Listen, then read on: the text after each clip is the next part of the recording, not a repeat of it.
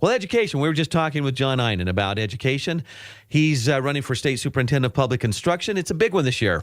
Tom Loon has decided not to run, and so there's a lot of people running for that office.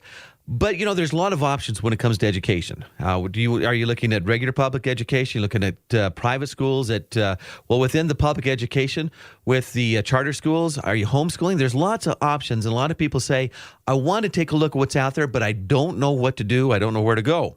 So we have a special opportunity for you right now to find out a little bit more about that. And with me right now, I have Steve Adams, who is going to tell us a little bit about a conference coming up that gives you a lot of information, gives you those options. And Steve, thanks so much for being with us. Thanks for having me. Well, Steve, first tell us a little bit about yourself and about the organization, and then we'll get into why you're doing this. Well, a little bit about me. I grew up here in Idaho and worked a lot in private and charter schools and did a lot of homeschooling and have spoken at a lot of homeschool conferences in my early years. Helped to start several of the charter schools that are in eastern Idaho. And then I did some more charter school work in Utah and then went to Florida to work with charter, virtual, and home education for the Florida Department of Ed. Then we came back here to Idaho. I work at BYU Idaho now, but there isn't really any organization doing this conference. It's basically my wife. So she got with a lot of other people who have different views in education, and we realized that there really wasn't a conference that was being put together, so she's taken her time to pull together speakers and homeschool groups and charter schools and private schools and online groups that can come together, talk about educational ideas, options, teaching techniques, curriculum, and just give parents more information. Well, that's quite a service to the community she's doing. Well, it's something she loves, and I still have a consulting group that I have as a business, and that's kind of the business that's sponsoring it. But it's a great opportunity to get the word out in the community, and partly for us as a family, we want to know who else is pursuing these options in the community, and we want to build those relationships and network with them. So networking, co-oping, trying to help each other out then. You bet. All right, so why? We have education. There's a lot of emphasis into education. Why is it that you're bringing this? Why did your wife feel important to start giving people these options and letting them know what's out there? As we started to talk to other people and build the networks, we found that the whys varied dramatically from person to person. For us, it has to do with providing the best education we can for our kids. And we've used all sorts of different options to do that. We've homeschooled, we've used little private schools. We even started a couple of schools so that our children would have an opportunity to get an education that we liked. Other people, though, are very concerned, as many of us are, with the direction that government schools and the public schools are taking.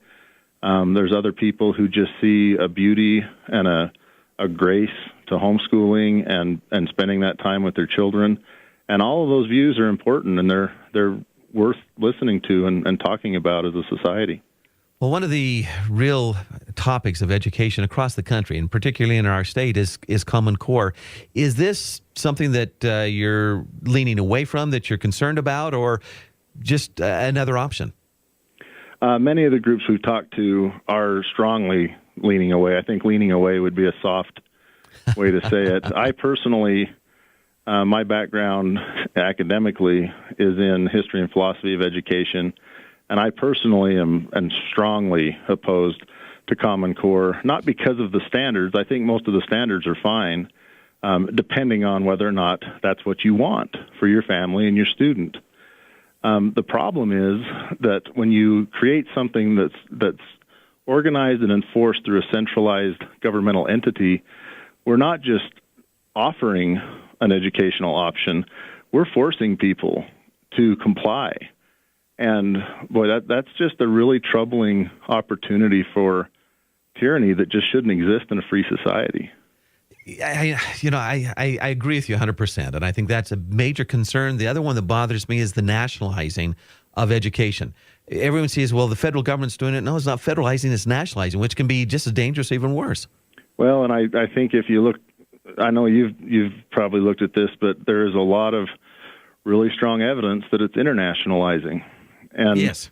The problem with that isn't that we need to have quality education. That's great. That's needed everywhere. The problem is that as we do away with alternatives, we do away with other methods of educating, we lose the laboratory of innovation. And you don't have 1,000 different groups striving to find innovations and improvements in education that can then be learned from and shared. You have one centrally controlled, governmentally operated educational option that will learn through argument and majorities fighting with minorities through legislative decisions. And that is the worst way to pursue educational innovation and progress that could possibly be created. Now, I want to get into the conference and what's going to be coming out, but I want to ask you one other question centered around this, and that is, as this was put together by a private company, Common Core, David Coleman then went into College Board, became the president of it, and redesigned the SAT. ACT, just prior to that, had redesigned it also around Common Core. So if we take a look at options outside of public education, at private or homeschool, in order to get to college, don't we still have to center everything around what Common Core is doing? That's an excellent question. I think the proof will be in the pudding. I don't know that we're there yet. I do believe that's a strategy that's being employed. It is very dangerous that we have such a strong private control of both college entrance and secondary and elementary education. But I do believe there are enough aware people in higher education that I personally do not believe that strategy will succeed. Okay. Let's get into then what's going to be in this conference. First, when is the conference? What is the cost, the time, and a few of those things? And then let's get into what people can expect if they attend. The conference is in a week and a half on Saturday, so the Saturday after this. There are different organizations that have booths or tables with literature and people to talk to you about their options. We also have a bunch of different speakers. Some are college professors that have expertise in certain fields of instruction and methods. They have strategies for instructing in the home and in classrooms. Then you also have a kind of another line of the conference that is experienced homeschool providers who have lessons that they've learned over the years that they're going to share. We also have some kind of political topics that will be covered. We have a political panel of different kind of citizen activist groups in the communities from Pocatello to Rexburg that will be, the audience will be able to ask them questions. It'll be a panel discussion. So there's a really broad range of different speakers with a lot of different perspectives. And it's an opportunity to learn about, public school options like charter schools, district choice like Idaho Falls provides, and even homeschool options that are still public school connected. And then you have virtual schools, and you have even private schools that will be there. And it's just an opportunity to learn and to see what's happening in the community. Now, is this something where you go, you sit down, and they just have one speaker after another, or is it classroom setting where you can go and hit different ones and maybe see several of them? Well, it's at the ISU extension. They're at University Place. Uh-huh. And their auditorium will be one of the venues, but then there will also be 2 or 3 other classrooms where there will be different speakers. And so if your interest is and we've tried to spread out the speakers, so if you're really interested in kind of the college professor that's talking about different methodologies, you can kind of hit those classes. If you're interested in more of the homeschooling and other things, you can kind of hit that vein in the conference. So it's not just one location with one speaker at a time. Okay, so they can hit a couple different things, or they can hit the ones that mostly interest them and not have to be to the whole thing. Exactly. Okay, good.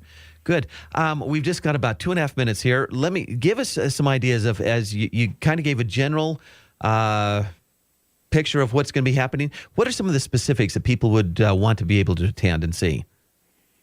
I think some of the best presentations will be from some of these long-term educators, be they college professors or homeschool providers, who really have experience in teaching effectively.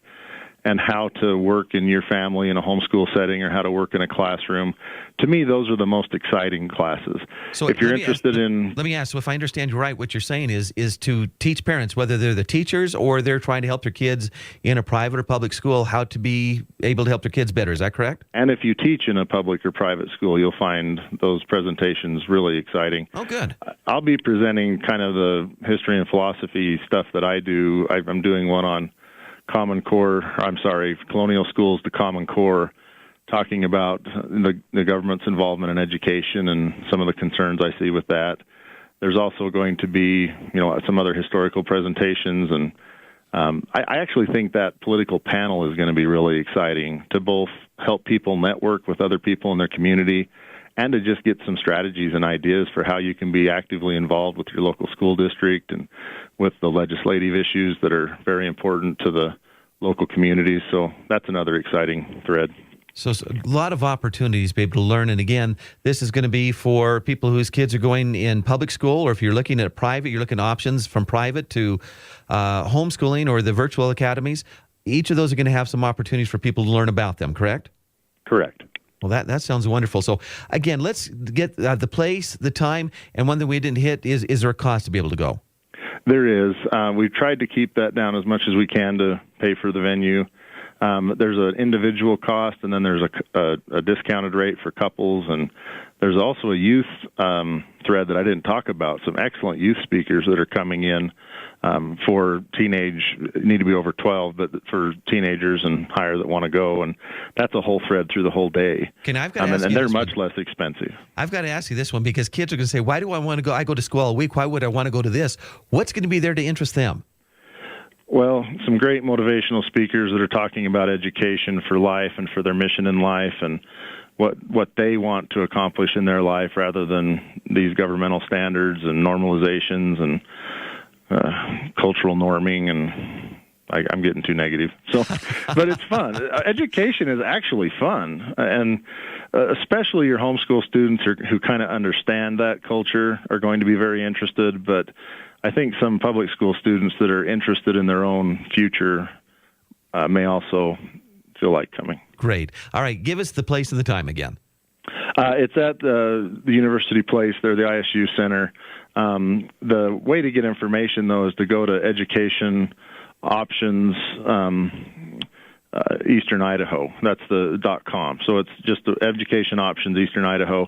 And you can search that on Facebook or search for the website. It's on both of those, and it has all the pricing and the schedule and the speakers. So if you're just wondering if it'd be worth it, you can go there and read the bios and the topics and find the prices and all that stuff. And I actually went through it and looked through the website, and it's very helpful. So if you can't remember, I'll just remember 4 words: Education Options Eastern Idaho. You can put it together and get there. You can use that on the search engine, and you'll find it. Steve Adams, thank you for you and your wife for the work that you're doing and putting this together. We appreciate what you're doing, and we appreciate you coming and being on the show. That's great. Thanks for having us. We appreciate that.